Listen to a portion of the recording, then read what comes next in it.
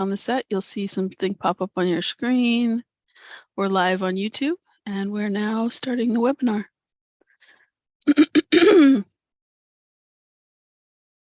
All right, welcome. We're going to give it just a moment for everybody to join the room. Hello, welcome. Hello. Hi, everyone. Give it just a moment to fill in. Hello, hello. All right, we're going to get started with library news first, and as that goes on, more people will join us. I'm Anissa, I'm your librarian host today, and if you have never been at a program with me, welcome. I'm happy to have you here, but I create a doc for every program that's virtual, and it has links to library news, library information, and then links to our partners today. And as resources come up during the conversation, I will add those links as we go, especially if they lead back to our library. Our library wants to acknowledge that we occupy the unceded and ancestral homeland of the Ramaytush Ohlone people, who are the original inhabitants of the San Francisco Peninsula. We recognize that we benefit from living and working on their traditional homeland, and as uninvited guests, we affirm their sovereign rights as First People. We wish to pay our respects to the ancestors, elders, and relatives of the Ramaytush community who are still here.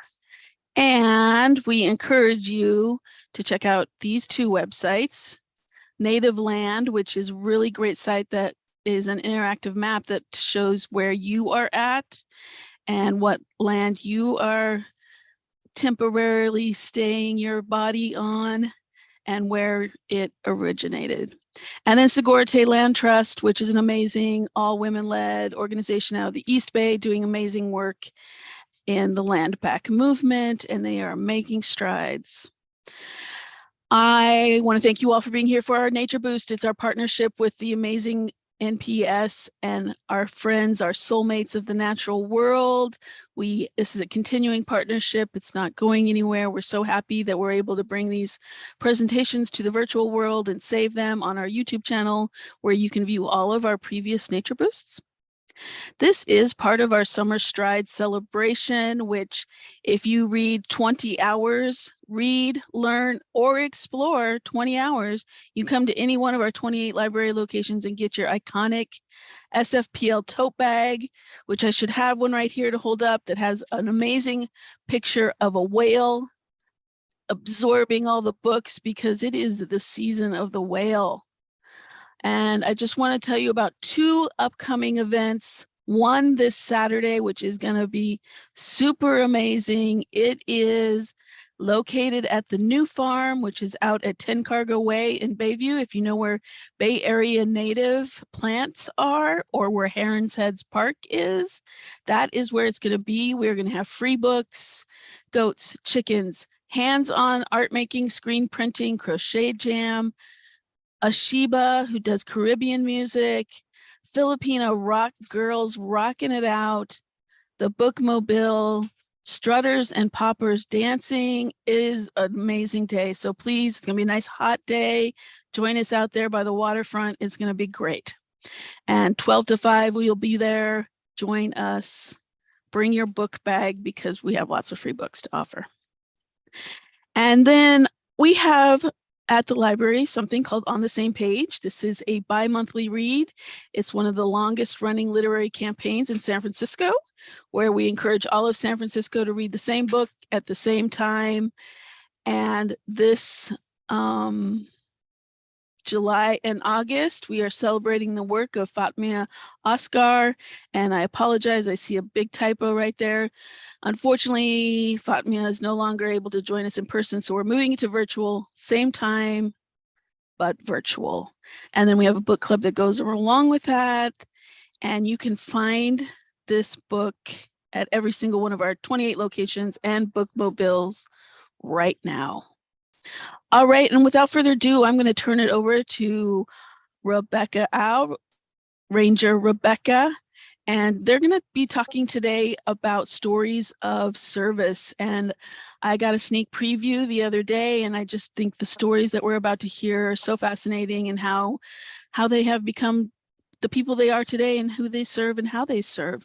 So without further ado, our friends at the National Parks. All right, I'm going to stop sharing, and I'm going to turn it over as soon as I find my stop sharing. Yes, thank you, Rebecca. Thank you so much, Anissa, and thank you to the San Francisco Public Library for hosting and having us present on our stories of service. On behalf of the team, I'm thrilled to be here to have a conversation with friends, with dear colleagues, and you all in the audience about how each of us became stewards of our communities, stewards of the environment, and ways in which we have found connection through our work in public lands. Today, we will each share about how our personal stories have had a profound impact on our work today, and ways that we can all get involved through public service. And before we officially begin, I'm Rebecca Au, and I work for the National Park Service, and I'll be the program host for today. I'm joined here by some of my wonderful colleagues from our tri-agency partnership, Ronnie Johnson from the National Park Service, Harry Eng from the Golden Gate National Parks Conservancy, and Veronica Aguirre from the Presidio Trust. You will all hear from them a bit later as I invite them each to come on to tell their stories. We all work at the Golden Gate National Recreation Area, Fort Point National Historic Site, Muir Woods National Monument, and the Presidio of San Francisco, which are all National Park Service sites. Our agency missions are very closely connected, and as employees of the National Park Service, the Parks Conservancy, and the Presidio Trust, our mission is to work together to preserve unimpaired the natural and cultural resources and values of the National Park System for the enjoyment, education, and inspiration of this and future generations. We have all come to this work for our agencies through our love of the mission, and most importantly, our commitment to public service. So we're honored to be here today with you all to share with you some of our stories. Our program today will be very conversational, as I am amongst friends.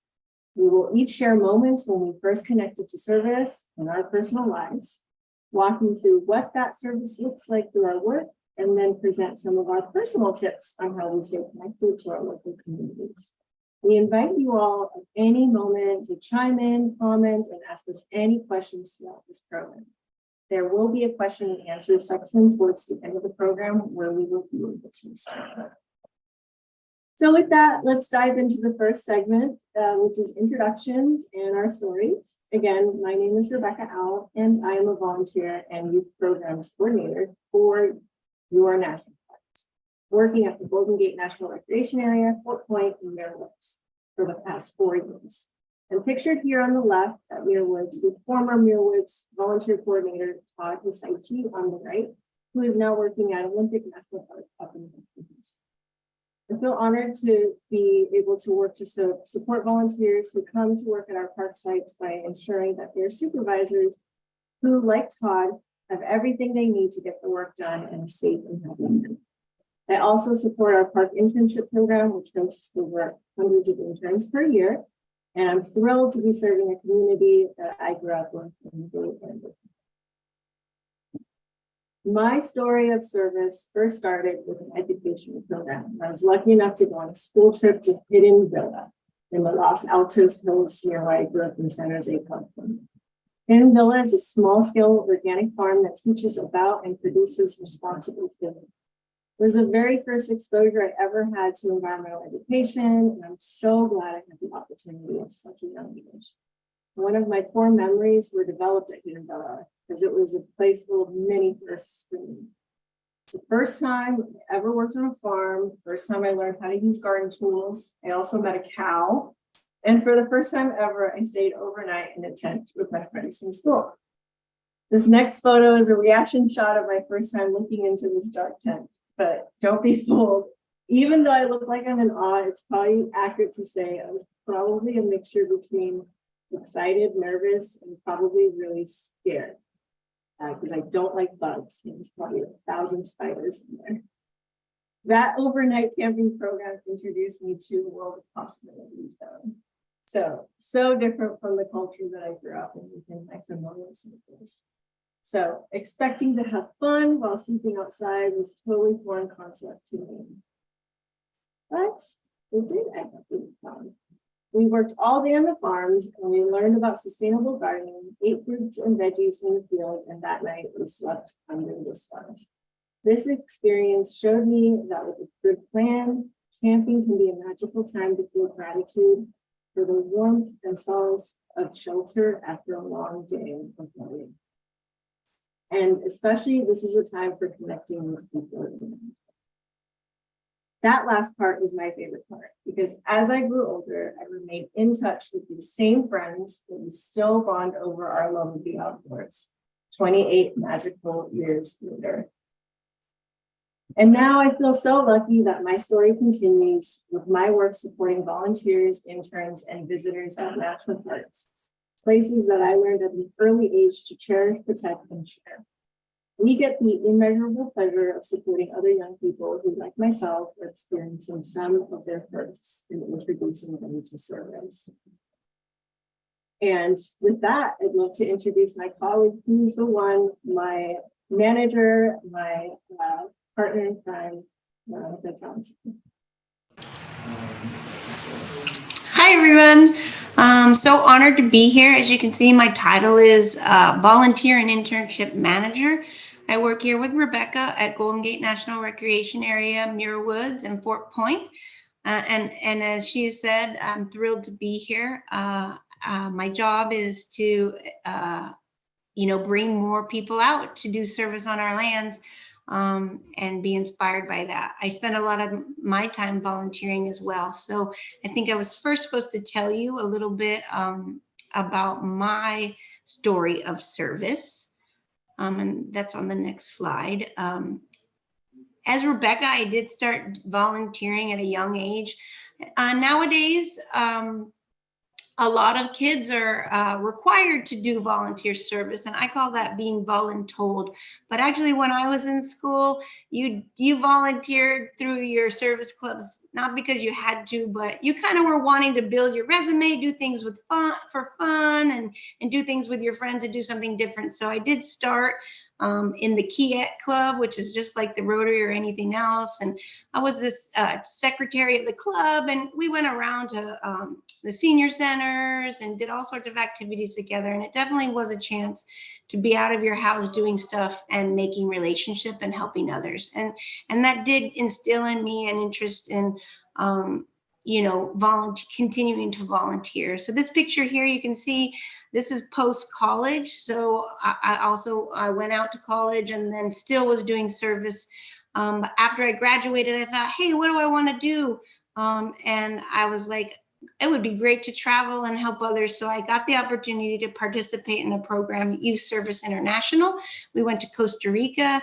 I was there for 3 months. I got to do a wide variety of work. The project was based with volunteers from Costa Rica, as well as from the United States and England. And we got to live with Costa Rican families. So it was a wonderful chance to, and that's my Costa Rican family on the right. And luckily, to advancements in technology, I found them on Facebook years later and have gone back to visit them and stay with them multiple times. So I've been told I'm an honorary Tekin. And we got to build stuff, do stuff, and it just, again, build relationships. And that kind of kept going. And I'm definitely honored now to have my job be about engaging people in service and then doing service. So it kind of just continues from there.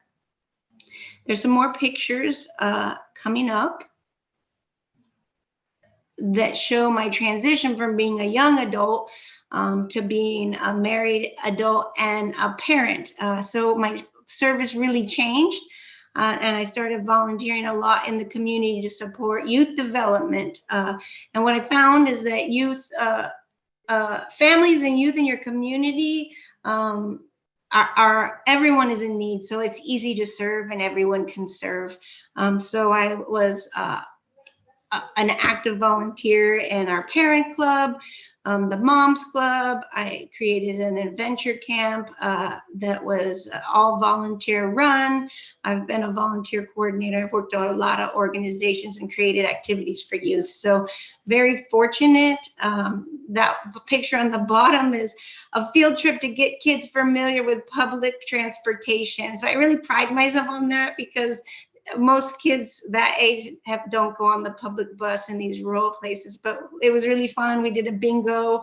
Let us see if you can find a stop sign, the hospital, and they got to put their money in the bus. So that was a really fun time. So again, service should be fun because that way you keep doing it and you spread the joy.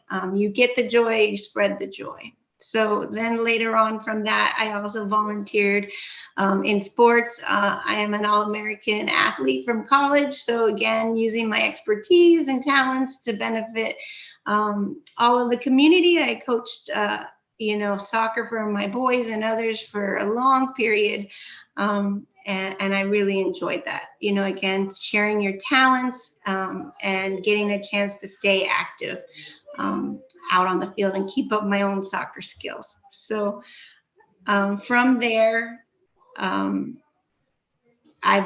kids are grown, and now I get to focus on connecting to new ideas and service. And you're going to see that later in my tips and tricks section about where my journey and where I can serve best.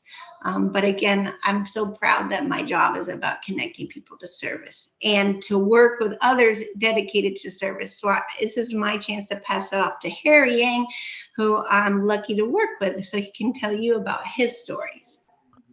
Thank you, Ronnie. Hi, everyone. I'm Harry Yang, and I work at the Parks Conservancy. In my role as the Director of Interpretive Centers and Sales, I support the staff, the operations, and the programs at these sites, and they're better known as visitor centers. And these visitor centers are across the different national parks in the San Francisco Bay Area. And just for those that are maybe not as familiar with the Parks Conservancy, we're the official nonprofit partner to the Golden Gate National Parks, the second most visited national park unit in the US, with almost 16 million visitors last year. So a very busy place, and more visitors are returning to our wonderful parks. Next slide. My service journey started at a young age and through family circumstances. My parents immigrated from China, the Guangdong province, and settled in New York's Chinatown, where they raised 3 siblings and I in a small apartment. So space was super tight. So my parents really had to be really resourceful and look for ways to spend time outside of our apartment, which included the outdoors. And they fell in love with our local neighborhood park, Columbus Park, which is on Mulberry and Baxter Streets in Chinatown. And visiting this park since I was a child led to really what is now a lifelong appreciation for public and outdoor spaces for lots of reasons. My family saw parks as a haven for community building, recreation, and mental and physical wellness. My introduction to community service, though, started at around 5 years old, when my family would volunteer to help the local parks and rec crew clean the park by picking up litter, trash, and helping remove graffiti. We'd volunteer to do this whenever we had free time, and definitely when there were scheduled park cleanup events. So it was part of our lives. My family really loved this neighborhood park. Again, it was an extension of our home, basically. And they did not like to see people harm it with trash and vandalism. They felt it was, disrespectful and would make it unwelcoming to the host of individuals, groups, and families that frequented it and really, enjoyed it. So as a young kid, I was constantly reinforced by my parents to understand how important to care for and maintain our parks would be, and to help make it as safe and enjoyable for everyone as possible, which helped instill a mindset even from that age, where I started to see service as a duty, and how I could positively contribute to society, one of the many ways. And this mindset led me to what I do now for a living, working in a nonprofit space, supporting parks and public spaces. So just exciting how it all started. I'm going to now turn it over to Veronica, my colleague from the Trust. Hi, everyone. I'm Veronica Aguirre, and I am a Senior Utilities Project Manager with the Presidio Trust. And my background's in civil engineering, and I work behind the scenes, making sure all of the utility infrastructure like water, electricity, sanitary sewer, and drainage facilities are serving the Presidio National Park. And this photo here is actually me at Tunnel Tops. I actually had a part of that project working on the infrastructure for the water feature and water features in the restrooms, making sure all those function with water and sanitary sewer services. Next slide. So I was born and raised in San Francisco. I went to a high school that required 100 hours of volunteer service in order to graduate. So I actually naturally wouldn't have started volunteering on my own because I'm naturally introverted and shy. So definitely forced me to step out of my comfort zone and participate in different community organizations and student organizations. This is a photo of me part of the Green Team student organization at my high school, and we were launching the first compost program for our school. And volunteering turned into something really fun I was able to do with my friends, and the teachers are also very supportive. They were helping us connect to different organizations around San Francisco. It was a way to explore different parts of the city. I did other things like intern at Stowe Lake and Golden Gate Park with an ornithologist, doing guided nature tours. I volunteered at a nursing home on Lake Street and helped out behind the scenes at some hospitals. So it was just something that turned into a really good experience as part of my education, and turned into a really fun way to explore my San Francisco community. And next slide. So another thing I did as part of for community service was doing some volunteer work with Engineers Without Borders. This was a photo that I took with my team and some of the villagers. And the work we were doing was to provide water filters, sand filters for the villages to have clean water. And in that experience, I met some of the most warm and friendly people and also learned about their culture. It was a really great learning experience. And I also have to owe it to all the community service work like this. It helped me to figure out that I had an interest in science and engineering and this type of infrastructure work, and learned that as part of my journey about myself. Next slide. This is another photo from my experience with Engineers Without Borders. This is a photo highlighting the village children, and I highlight the kids because I got to see in that experience up close the health effects of not having access to clean water, and it especially comes out with the children. They had skin rashes and bloated bellies, and that was just heartbreaking to see, and definitely made an impact on being motivated to work in the industry to provide clean water for communities.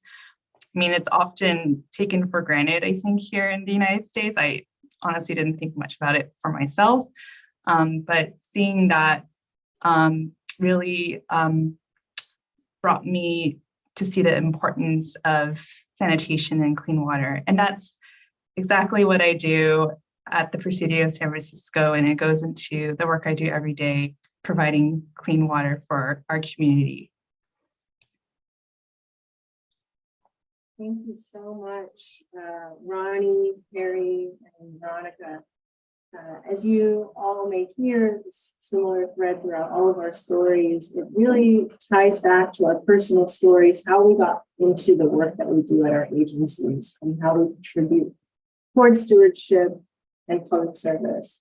So Ronnie and I work really closely together, so I want to pass it back to her to talk about the work that we do at the National Park Service with that. All right. So I like that someone in the chat said, gave me props for the give the joy, get the joy. And that's definitely what it's about.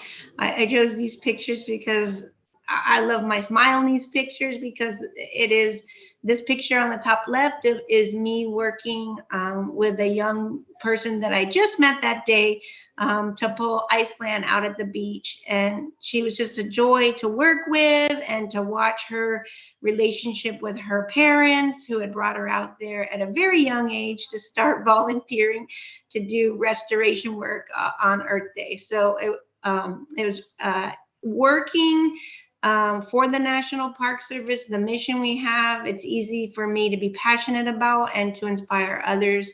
And there are many other people that want to join in the mission. On the right, you can see Rebecca and Andrea and I.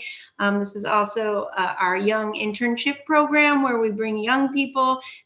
Andrea was a college student from UC Davis, getting her master's, doing an internship with us. And we were hiking out to the beach in Marin. And then again at the bottom, working again with more interns and more volunteers to do service. The Park Service has a really robust internship program where we are engaging young people in hopes that they will become lifelong lovers and users of and advocates of our national parks. So other ways, next slide, that volunteerism shows up at the national parks is we have quite a robust volunteer program. We have volunteers that take care of our horses in the horse mounted patrol. You can see the smile again on the volunteer's face. On the other side of the screen, you might not be able to tell, but those are very dedicated volunteers that work at our Golden Gate Raptor Observatory program, where they're monitoring the raptors that go over the headlands and the migrations in the fall. And then more ice plant pulling in the bottom. There is a lot of opportunity for stewardship, whether you are volunteering for us or whether you're just coming and enjoying and being rejuvenated by our park sites and leaving it nicer, leave no trace, leave it nicer than when you arrived is kind of what Harry was talking about when he was young, learning how to take care of the local park. So we're really excited to engage so many. We have, over 1,500 long-term and reoccurring volunteers at our park, but we also have daily programs where volunteers that can just come for a one-day chance. So there's this whole spectrum of ways to engage, and we're really interested in diversifying that. So if you know anybody, or if you want to come, please check us out and come volunteer at our parks.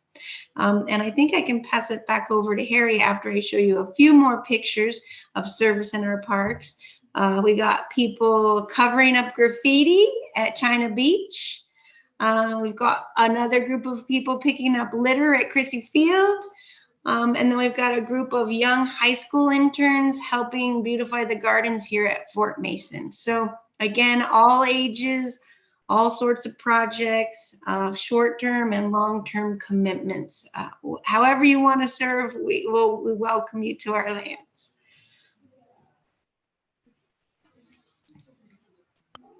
Take it away, Harry. Thank you, Ronnie. Hi, everyone. Stewardship, it's really near and dear to my to me and the people that I spend a lot of time with. And the definition itself is fascinating. It's really the caring for and managing something entrusted to us. So in this case, we're talking about national parks and public and open spaces. So how does my organization and team contribute to stewardship?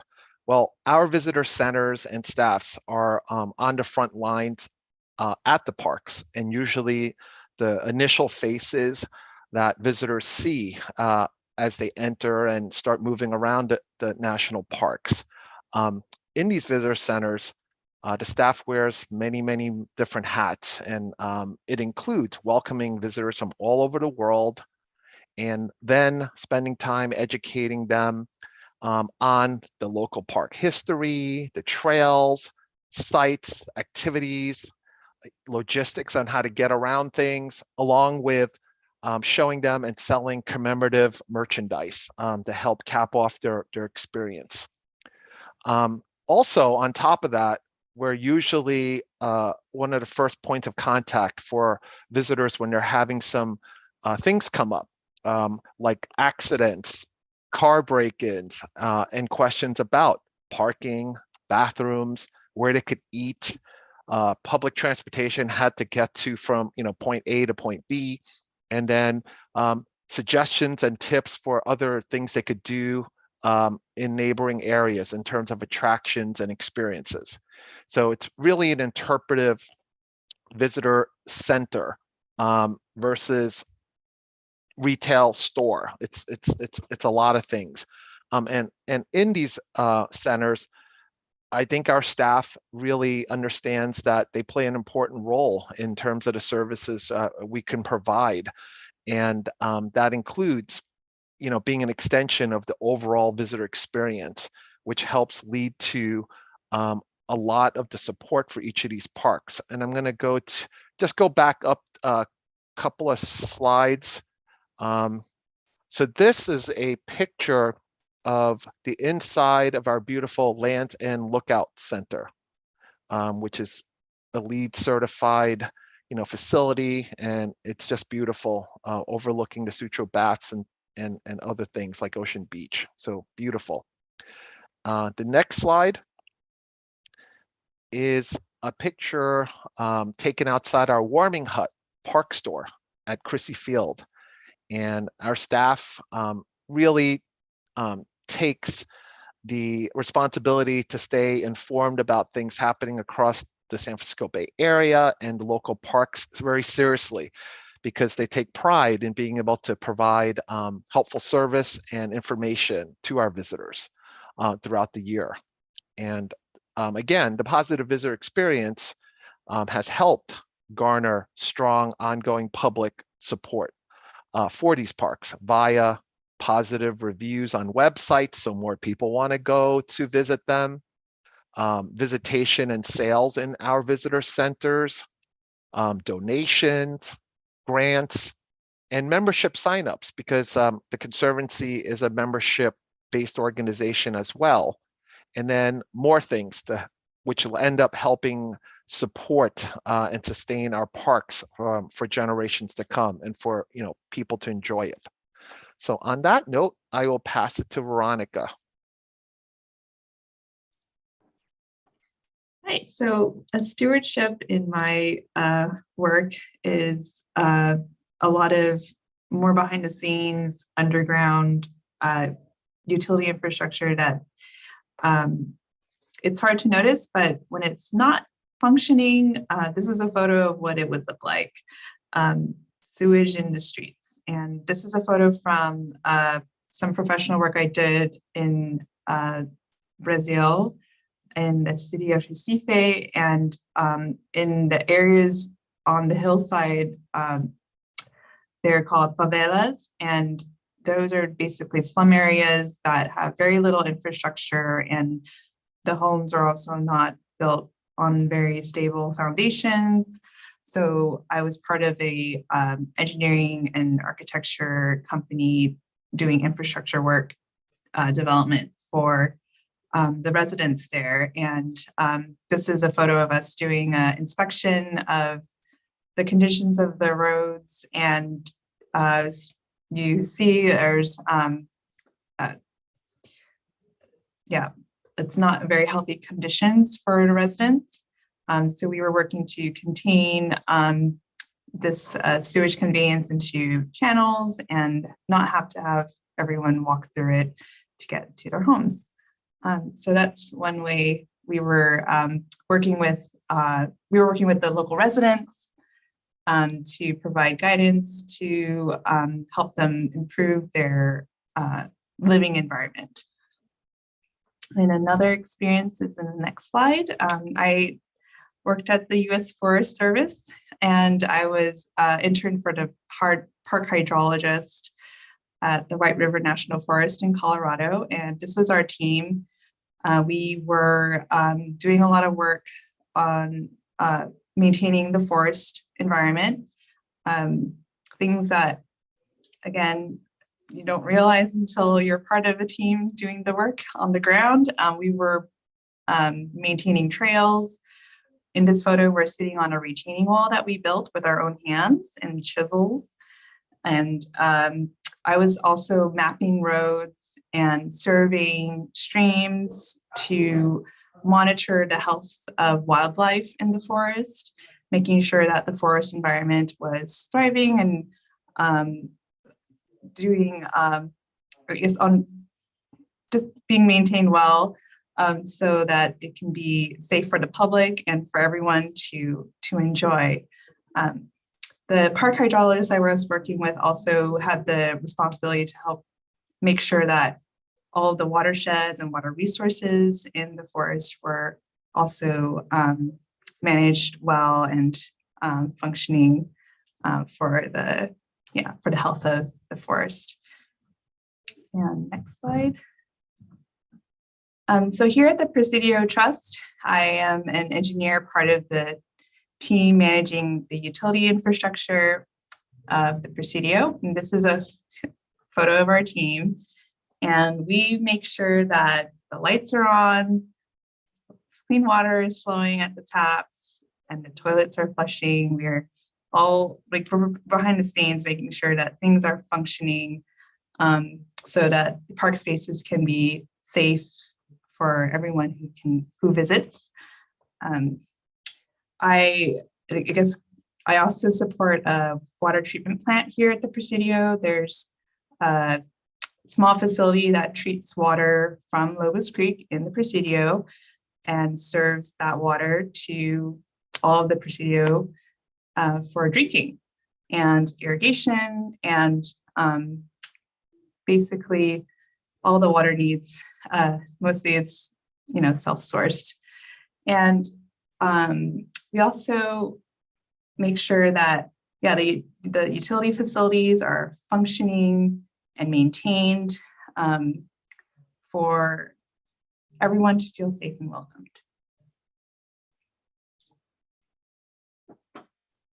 I feel so grateful for you, Veronica, because I don't think my mom, who is pictured here on this slide, this is her first time visiting Yosemite, and she wouldn't feel as comfortable or welcomed if there were no flushing toilets and working water. And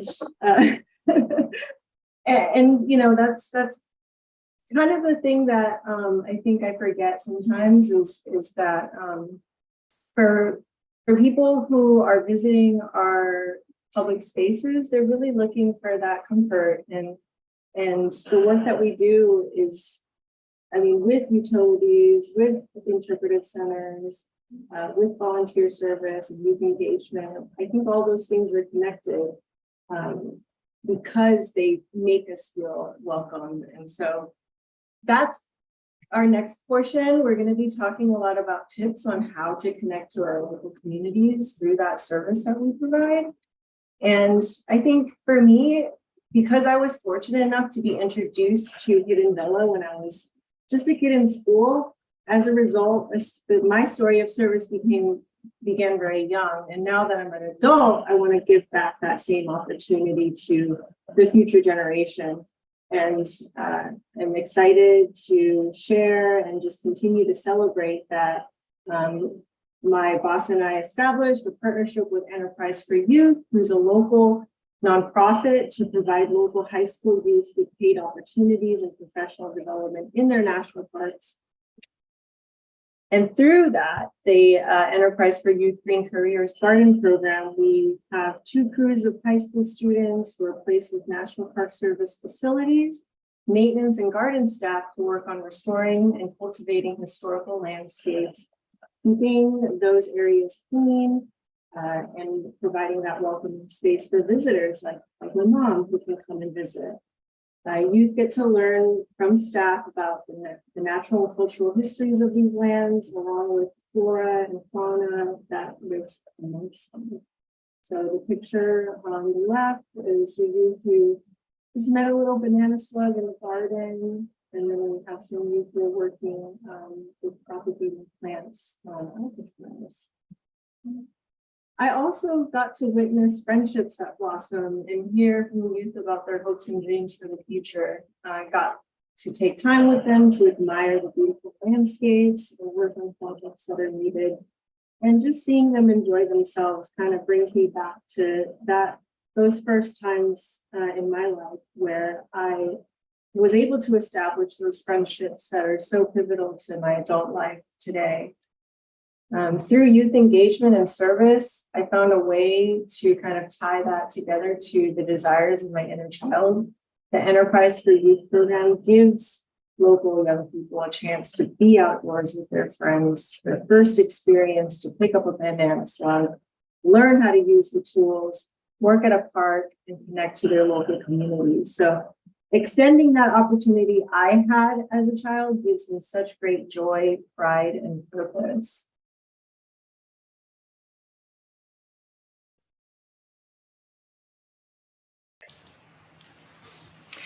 Yeah, so I told you about transitioning from doing a lot of youth volunteerism when I was a parent and I had younger kids. And now as I become an empty nester, I get to try to focus on volunteering in the ways that maybe I want to volunteer. And so this is a recent picture of this past year volunteering at my local community park, Chautauqua County Park. And we were pulling non-native plants.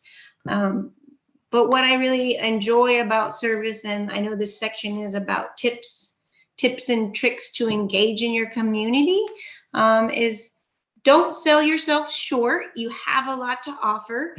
Don't think that you don't have anything to offer, and that, yeah, just get yourself out there, because once you start giving, you just won't be able to stop.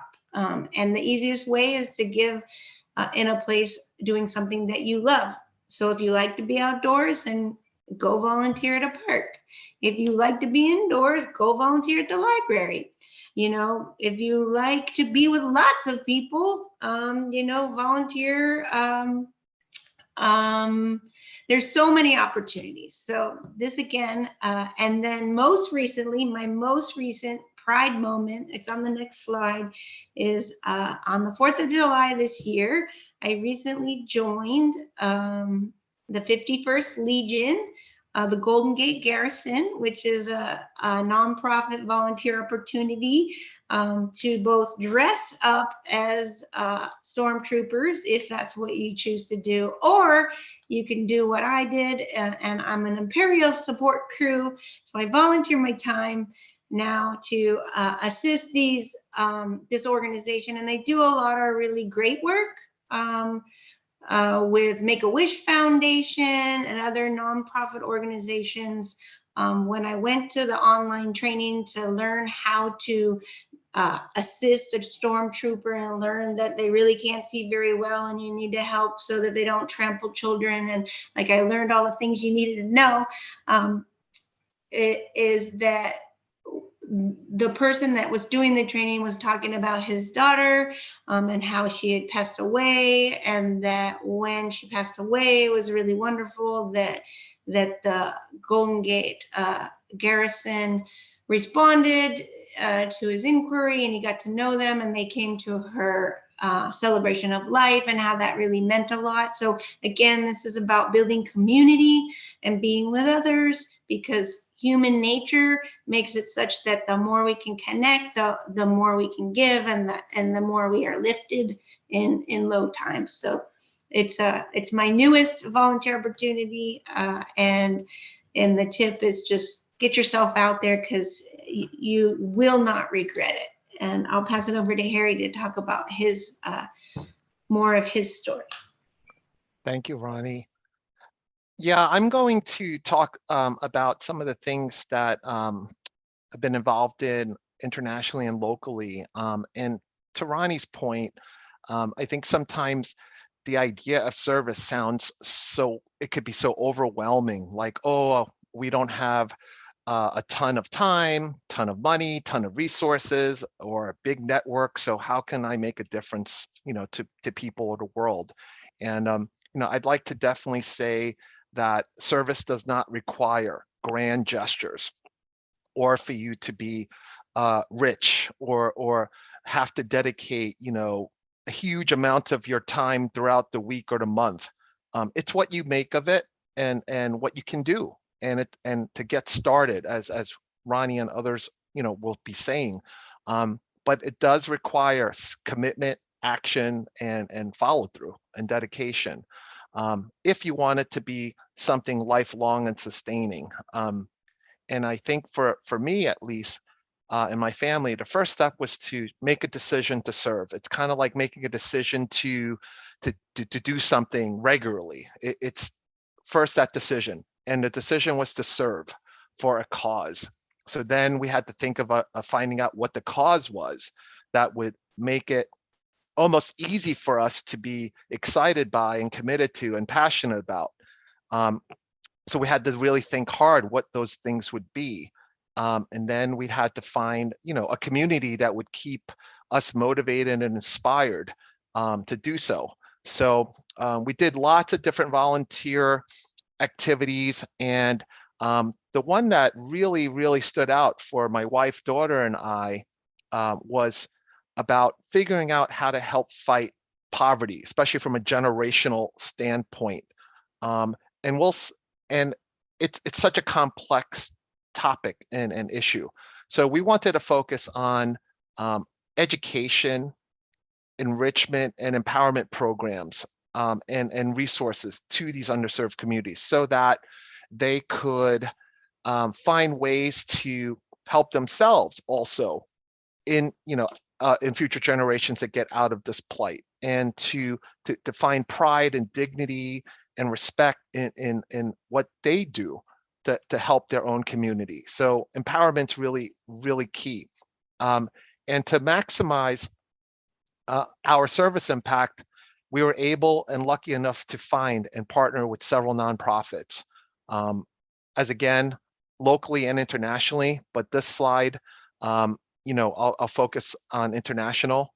And it was finding an organization that would inspire us through their mission, their values, their culture, their people, their goals, and also their efforts.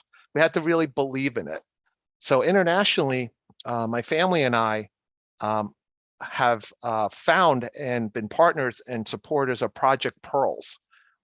It's a nonprofit based in the Philippines that supports the poorest communities across the Philippines through many different things, including feeding programs, education and scholarships, health and hygiene programs and supplies, and again, empowerment and livelihood programs, amongst other things.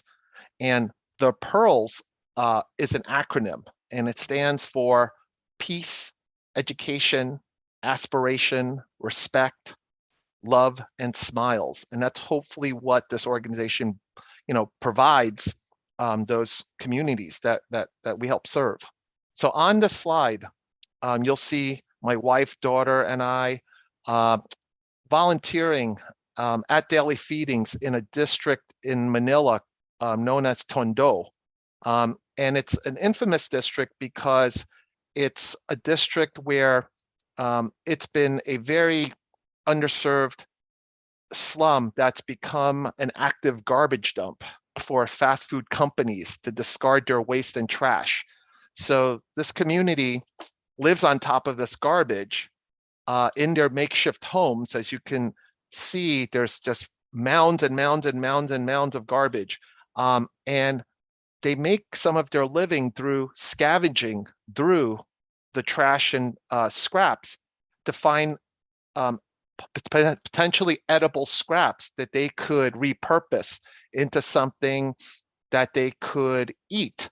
And it's called pagpag, which in Tagalog means kind of like shaking things off, meaning shaking off like bugs and other things before they repurpose it into an edible form. And we could go to the next picture slide now. And this one is in Bulacan, which is another community that Project Pearls helps support.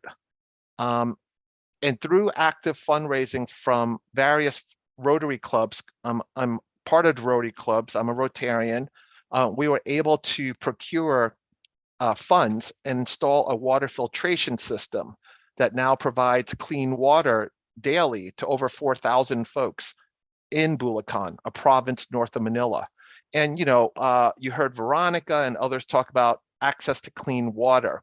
We had found that this community that we identified was previously getting really sick and experiencing really a lot of health issues, including death, because they were drinking contaminated water, cleaning with contaminated water, and it particularly was dangerous for babies and the elderly. Babies because the parents were cleaning nipples and bottles and things like that from this contaminated water source.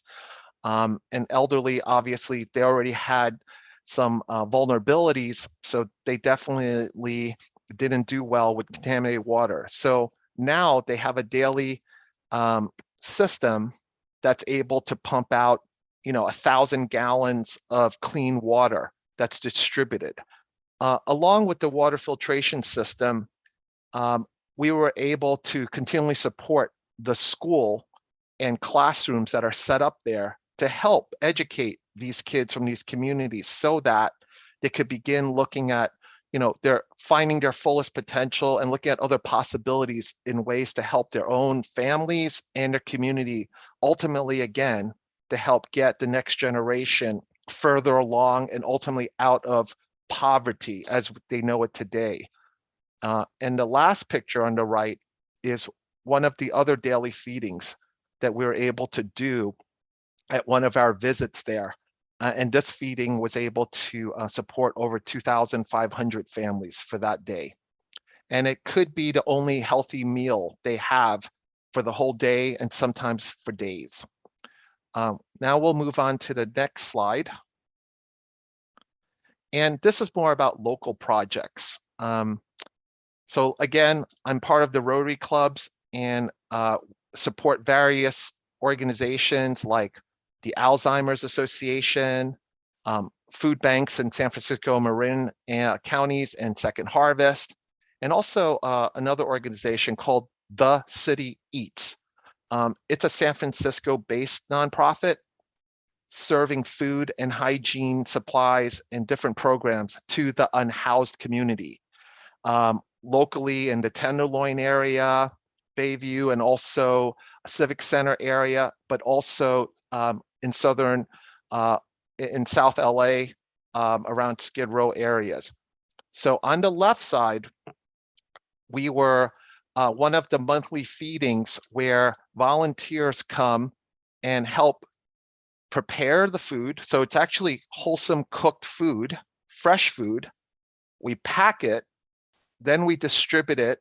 We go out to the areas, again, the Tenderloin, Bayview, and also Civic Center areas, and distribute the meals to the folks in the area, unhoused or people who are having a difficult time. And we typically average about 2,000 meals a month during that feeding.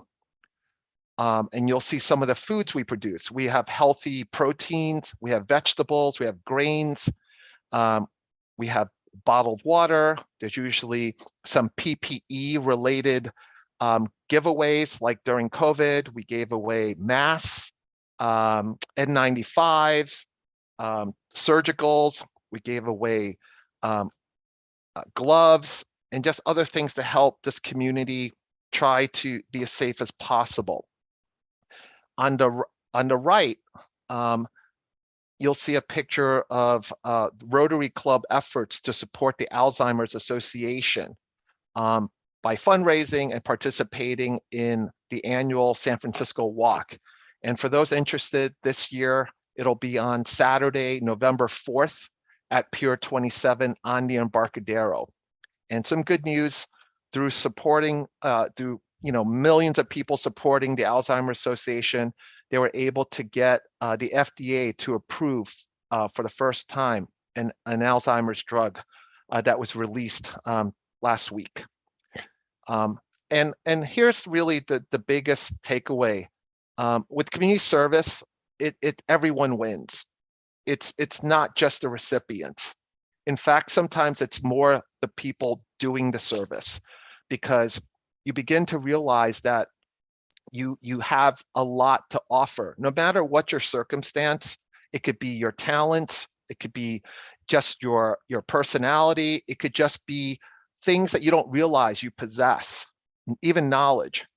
But you can put it into play to helping make a difference to the world. It doesn't, again, have to be grand. It just has to be actionable and consistent in order to really make a big dent. And it's important to make, service, like anything else that's something that you want to sustain, part of your lifestyle, so that you can look for opportunities throughout the year. You can connect and build relationships with those organizations that are behind some of the things that you're passionate about. So it doesn't become transactional or fleeting. And again, to keep it going, it's important to, do the things that you enjoy, but by doing it, figuring out how to pay it forward. So helping others see the value of what you do and why you do it, and maybe that'll inspire them. And then through that, they'll find their purpose and they'll inspire others, paying it forward. And it's exciting, like everyone's been saying. When you join a community of active volunteers, there's really no limit to how great the impact can be. And again, it's not about grand gestures, but you have to find what you're passionate about, and find a group that's going to keep you going with it, and just keep on chipping away at it, and it's going to make a huge difference. So on that note, I will pass it to Veronica. I'm going to try to wrap this up quick. I know we're running out of time. So aside from the technical work I do in infrastructure, I also enjoy volunteering in the local community. Something I consider and encourage everyone to consider is the motivations for why you do community service, because honestly, the work can be very difficult and challenging, and can be sometimes some really tough physical conditions. So for me as a Christian, I see the work as a way to share the love and blessings that I've received from God. And also the work is very rewarding. It helps me keep focus on others and off myself. There's always more needs outside of myself, and it keeps me grateful to be able to help others, especially those who are the most vulnerable. So some work I've done is volunteering to serve orphans and foster care youth. And this is a photo of a team I joined with Renewal Missions. It's a nonprofit Christian organization one of my undergraduate friends founded. And we visited an orphanage in Tijuana in 2021 during the COVID-19 lockdown. And we brought a bunch of toys and food for the youth, and took the kids out for a beach day. We're here at the beach that we went to, and that opportunity to have access to the outdoors meant so much to these kids. It's something that they've continued to talk about and they remember. from the difficult time that they were in, all of us were in during the pandemic. So next slide. Yeah, and so I also work with foster families locally. There's an organization I've volunteered with called Help One Child, and they make connections and they basically provide resources for foster families in San Francisco. And so once a month, I like to go help with a parent support group, and I just babysit their kids so that the parents can meet together, have support time for one another, and it's basically a form of respite care and a way to support foster families and these very vulnerable youth in our communities. So as you consider where to volunteer, just think about what your interests are, where your skills are at, and where you're at in the community. And it's a great way to discover new places, meet new people, and also can be a great outlet for creativity. Something else I do also is I'm a preschool Sunday school teacher. So once a month I teach little kids Bible stories, and we do crafts together, and it's just been a really fun creative outlet, and also a way to pave it forward for the next generation so that they can also grow in their own faith, whatever way they go in life. You're just setting them up for success as much as you can. Thank you. Thank you. Thank you, Ronnie, Harry, and Veronica. The way that you each choose to give your time really inspires me, and the lessons you show me and how much of an impact I can make by just lending a hand. So in conclusion, serve whenever, however you can. It's never too late. Find and chase those smiles, channel your skills into causes that help, such as Veronica with her engineering background. And from Ronnie, pay it forward to the next generation and find and make friends who love helping others. I'm so grateful and honored to work with all of you, and this partnership with SF Public Library every day feels like. And if any of you all want to come out and volunteer with us, we invite you to reach out. There are many ways to get involved at any ways and level. You can follow us on social media, Instagram, Facebook, Twitter. All three of our agencies are on there. You can also check out our websites. All three of our agencies also have volunteer programs where you can come back and come out and give back. You can also email us directly. All three of our emails are available there. They are also on our websites. So thank you all for coming. We are at the end now, so I want to invite back Anissa and see if there's any questions we can quickly address if there are. Hi, everybody. I'm just looking on the YouTube channel, which I'm just seeing, lots of love, and thank you for making this such a positive experience and how positive this talk was. So we love that. I think this is a great afternoon of just sharing your story of service. And, I think like libraries and parks, even in our jobs, we consider it a service as well, too, even though we're being paid for it. I think it's the same kind of feeling where we're serving, for something better for our fellow humans. Does anyone have any questions out there? We thank you so much for being here. And I'm definitely going to get that info from Rebecca's last slide so I can add it to your doc, which I just put in the link again so you can see any volunteer opportunities there. Other than that, we thank you so much for, Harry, you want to put a plug for your brew and Parks and Brew? I don't have the exact date. Ronnie and Becca or Veronica might have to help me with Brewfest. Okay. I have it. Make sure to join us at Parks for All Brewfest on July 29th. All proceeds going to park programming. Woo woo. Here it comes. Thank you. You're welcome. And I'll put a little link there too. It's so beautiful and a celebration, and parks and beer. Why not? Bring some books along. It's all got all the favorite things there. All right, friends. Thank you so much for joining us today, and we look forward to our next Nature Boost. Don't miss it. Bye, everybody. Thank you, everyone.